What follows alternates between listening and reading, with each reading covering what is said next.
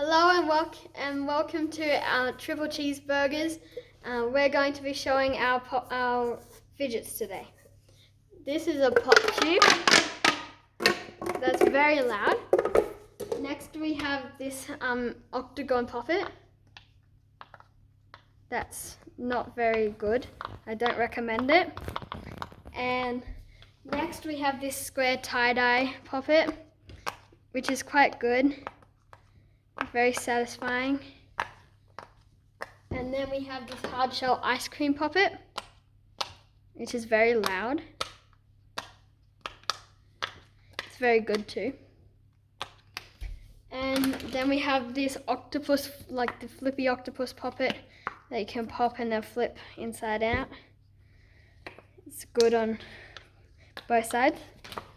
Next we have a ginormous Slinky, which you can play with for a while. Next we have this flippy chain, which is very fun and relaxing. And then we have a unicorn simple dimple, which is very cool. You have a tangle and a DNA ball. And we have two mochies. And last but not least, we have a small mini monkey noodle. Bye!